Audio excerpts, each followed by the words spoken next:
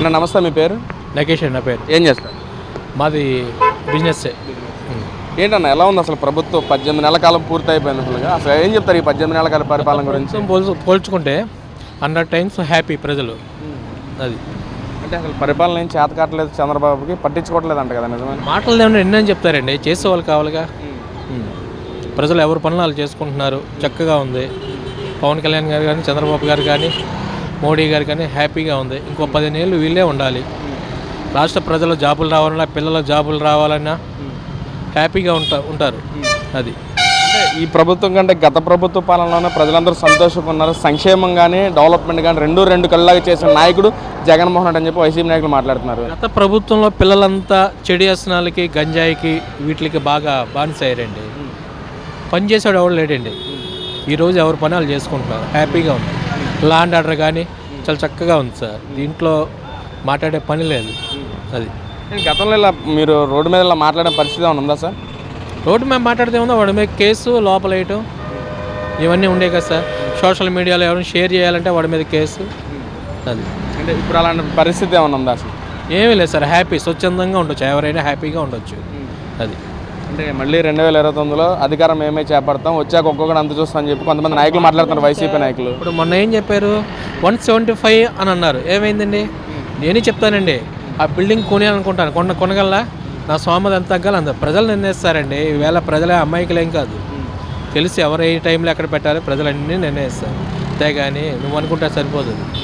అంటే మీరు అన్నట్లుగా గతంలో వైనాట్ 175 అన్న మనుషులు ఈరోజు మ్యాజిక్ ఫిగర్ 88 దాటితే మేము వచ్చేస్తాం, అధికారం చేపడతాం అంటున్నారు. సార్ లాస్ట్ టైము జగన్ గారికి ఎంత 40%? సార్ 25% ఉంటుంది సార్ ఇప్పుడు. అంతే. అది ఎందుకని సార్ అసలు వైసీపీ నాయకులకి ఎంత తీవ్ర వ్యతిరేకత రావడానికి కారణం ఏంటి అసలు ముఖ్యంగా? ఏమండి తీవ్రత ఏంటండి? ప్రజలు ప్రతిదీ గమనిస్తున్నాడు. ఒకప్పుడండి ఈవేళ ఏం జరిగినా ఎమ్మటే 10 నిమిషాలు సోషల్ మీడియా వస్తుందండి, ప్రతిదీ గమనిస్తున్నారండి. మంచిదో చెడేదో జనాల మొదలు స్విచ్లు పెట్టడం ఇవన్నీ ప్రజలన్నీ గమనిస్తున్నారు సార్. ఇంకేంటి, ఇంకెందుకంటే ఏం కావాలి? అమ్మాయికి ఏం కాదు సార్ ప్రజలు. అది అంటే పీపీపీ మెడికల్ కాలేజ్ విషయంలో కూడా చంద్రబాబు ప్రభుత్వం మెడికల్ కాలేజ్ ప్రైవేటీకరణ చేస్తుందని చెప్పి మాట్లాడుతున్నారు. కోటి సంతకాలు సేకరించామని కూడా చెప్తా ఉన్నారు వాళ్ళు. గవర్నర్ కలిసాము, గవర్నర్ గారు కూడా సానుకూలంగా మాకు మాట్లాడారని చెప్పి అంటున్నారు. సంతకాలండి, నేను ఇలాగ రైతు మార్కెట్కి వచ్చా సార్. వస్తే నాకు తెలియదు, సంతకం పెట్టించుకున్నారు. అదేంటో అన్న సంగతి నాకు తెలియదు. తర్వాత అడిగితే నేనే పెట్టలేదు. ఈ అమ్మాయికి ఉంటారు రోడ్డు మీద సంతకాలు పెట్టడానికి నేనేం పెట్టిస్తాను. ఎన్ని సంతకాలు కూడా పెట్టించుకోవచ్చండి. అవన్నీ పిచ్చి మాటలు సార్. అది అంటే సార్ అసలు ప్రజలకి సంక్షేమం కావాలా, డెవలప్మెంట్ కావాలా? డెవలప్మెంట్ కావాలి సార్. పని చేసేవాడు పని ఇచ్చి చక్కగా మంచి రోడ్లు వేసి పిల్లలకు చదువు, మంచి వైద్యం చాలండి. ఎవరు పని వాళ్ళు చేసుకుంటే ఆటోమేటిక్గా వెళ్ళిపోతుంది. అంతేగాని ఈ పథకాలు తప్పదు, అలవాటు చేశారు పథకాలు ప్రజలకి. అంటే గతంలో ఏదైతే జగన్మోహన్ రెడ్డి నవరత్నాల పేరు తెచ్చారో మరి ఈ ప్రభుత్వం కూడా పేర్లు మార్చేస్తూ ఉంది. గతంలో శ్రీలంక అయిపోయిన అన్నారు, మరి ఇప్పుడు అవదా అని చెప్పి కూడా మాట్లాడుతూ ఉన్నారు. సార్ పథకాలు ఇవ్వకపోతే ప్రజలు అలవాటు చేశారండి, ఓట్లు వేయరు. అది కామన్, అది ఇవ్వాల్సిందే, తప్పదు. అది ఇప్పుడున్న ప్రభుత్వం పథకాలు ఇస్తున్నారు, పనులు చేస్తున్నారు. ఏమండి ఈ రోడ్లు ఎంత అద్దానంగా ఉండేవి సార్. ఇవాళ ఏ రోడ్డు అని చూడండి ఎంత హ్యాపీగా ఉందో. అంటే చంద్రబాబు కూడా ప్రజలను పట్టించుకోవట్లేదు, జలసాలు చేస్తా వేరే దేశాల్లో స్పెషల్ ఫ్లైట్లో తిరుగుతున్నారని చెప్పి అంటున్నారు. ప్లస్ ఫ్లైట్లో చెప్పి నడుచుకుని వెళ్ళమంటారండి చంద్రబాబు గారిని. ఏమండి ఫ్లైట్లో వెళ్ళకపోతే ఎలా వెళ్తారండి? ఓ మాట చెప్పండి. ఇప్పుడు మనం పని చేయాలంటే ఏమండి, ఆయన వయసు ఎంతండి? ఎంత ఆయన వయసు? 75 వయసు. ఏ వయసులో తెలాలైతే ఏ రోజున ఇంట్లో కూర్చొని ఉన్నానండి, పని చేయటం, ప్రతి ఉన్న చోట వెళ్ళిపోతున్నారు. ఇప్పుడు ఇది వరకు ఏదైనా పలకరించాలంటే సెట్లు, పరజాలు ఉండే, ఈవేళ ఆయనే వెళ్ళిపోతున్నాడు చక్కగా. పవన్ కళ్యాణ్ ఆయన అయినా చక్కగా చేస్తారు. అంటే సార్ మీరు అనుకున్నారా చంద్రబాబు గెలిచాక ఇలా ప్రజల్లో తిరుగుతారు, 1వ తారీఖు వస్తే ఫంక్షన్స్ ఇస్తారు, సామాన్యులాగా ప్రజలు తిరుగుతారు మీరు అనుకున్నారా సార్? నమ్మకం ఉండే ప్రజలు ఓటేశారు సార్.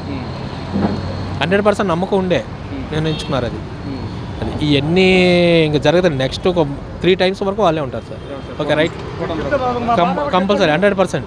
అంటే సార్ ఒక పక్కన కేసీఆర్, తెలంగాణ కేసీఆర్ కూడా మాట్లాడుతూ ఈ రోజున హైదరాబాదు ఎంత అధ్వాన పరిస్థితులు ఉంటాయి కారణం చంద్రబాబు అని చెప్పి కూడా మాట్లాడుతూ ఉన్నారు. మరి వాడంతా పనివాడైతే మొన్న ఎందుకు ఓడిపోయాడండి? ప్రజలాగా పక్కన పెట్టింది. అది ఎంత రేటింగ్ అవ్వచ్చు ఈ గవర్నమెంట్కి?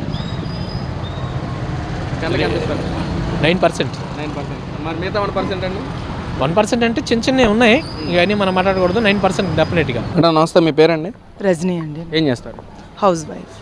ఇక్కడ ఏంటి అసలు ఈ ప్రభుత్వం గురించి మీ అభిప్రాయం ఏంటి? అసలు పక్కన వైసీపీ వాళ్ళేమో రాష్ట్రం మొత్తం అప్పుల పాలు చేశాడు చంద్రబాబు, అసలు రాష్ట్రం మొత్తం భ్రష్టు పట్టించేశారు చంద్రబాబు అని చెప్పి వైసీపీ నాయకులు మాట్లాడుతున్నారు. ఏం చెప్తారు మీరు? భ్రష్టు ఏం పట్టించారండి? అన్ని పథకాలు సకాలంలో అందించడం భ్రష్టు పట్టించడమా? జగన్మోహన్ రెడ్డి ఉన్నప్పుడు మేము ఇవి చేస్తాం, ఎంతమంది పిల్లలు ఉంటే అంతమందికి అమ్మఒడి అని ఇది అని చేస్తామన్నారు. అప్పుడు ఒక్కరికే చేశారు. ఇప్పుడు ఈ కూటమి ప్రభుత్వం వచ్చిన తర్వాత ఎంతమంది పిల్లలు ఉంటే అంతమందికి తల్లికి వందనం పథకం కింద అందరికి పిల్లలకి వస్తుంది. ఇప్పుడు ఒక్కొక్క పథకం ఒక్కొక్క విధంగా చేసుకుంటూ వెళ్తున్నారు. భ్రష్టు పట్టించేది ఉంది, ప్రజలే చెప్తున్నారు కదా మళ్ళీ మళ్ళీ ఇదే ప్రభుత్వం కావాలని. అంటే డెవలప్మెంట్ ఏమి తీసుకురావట్లేదు చంద్రబాబు. రాష్ట్రం మొత్తం అప్పుల పాలు చేశాడు. రోజుకి 500 కోట్ల అప్పు ప్రతి మనిషి మీద పడతా ఉంది చంద్రబాబు చేసే అప్పుని అని చెప్పి మాట్లాడుతున్నారు. ఏం చెప్తారు? అప్పుల పాలు చేసే కదా జగన్మోహన్ రెడ్డి వెళ్ళిపోయింది.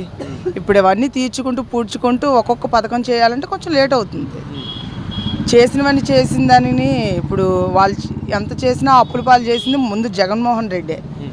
అతను చేసి వెళ్ళిపోయిన దాన్ని ఇప్పుడు పూడుస్తున్నారు ఇప్పుడు ఈ ప్రభుత్వంలో. అంటే గత 5 ఏళ్ల పాలనలో కూడా జగన్మోహన్ రెడ్డి ఉన్నప్పుడు విద్యాపరంగా కానీ వైద్యపరంగా కానీ వ్యవసాయ పరంగా కానీ విప్లవాత్మక మార్పులు తీసుకొచ్చాడని చెప్పి కూడా నిన్న జగన్మోహన్ రెడ్డి పుట్టినరోజు వేడుకలో ప్రతి నాయకుడు మాట్లాడుతున్న మాట్లాడేది. దాని గురించి ఏం చెప్తారు? ఏ పరంగా చూసుకున్నా ఏం తీసుకొచ్చినట్టు నాకైతే ఏం కనబడలేదండి.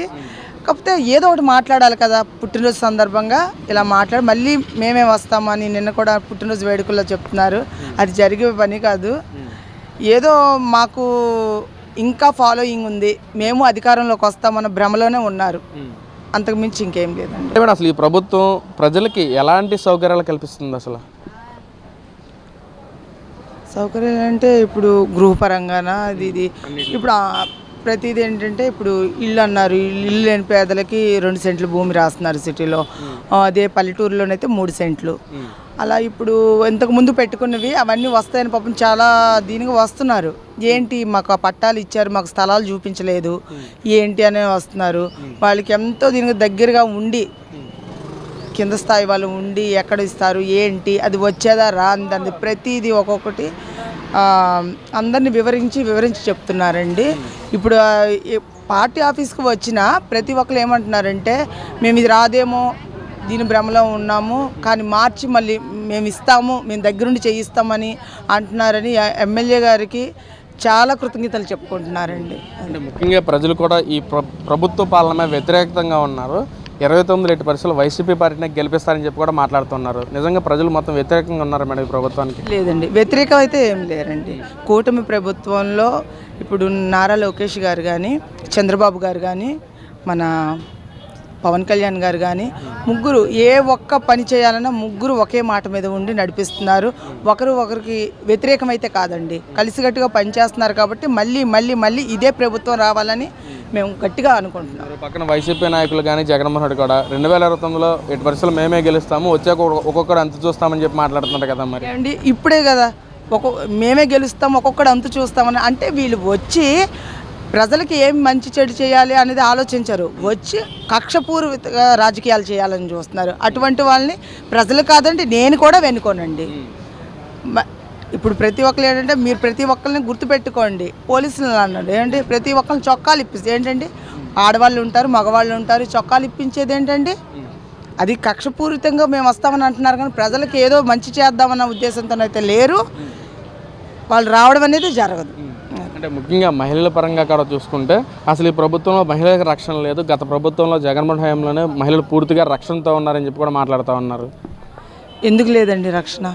పోలీస్ స్టేషన్కి వెళ్ళి నాకు ఇది ప్రాబ్లం అన్నానంటే మనిషిని అక్కడ కూర్చోబెట్టి అప్పటికప్పుడు ఏం జరిగింది, ఎవరి వల్ల ఏం జరిగిందని విత్ సెకండ్ ముందు ఫోన్ వెళ్ళిపోద్ది, ఎమ్మెల్యే గారి ఆఫీస్ నుంచి ఫోన్ వెళ్ళిపోద్ది, పలానా అమ్మాయి వచ్చింది తనకి ఈ ప్రాబ్లం, అప్పటికప్పుడు మీరు ఏం జరిగింది ఎటు నుంచి ప్రాబ్లం ఉంది అనేది అప్పటికప్పుడు జరుగుతుంది, జరగకుండా ఏం లేదండి.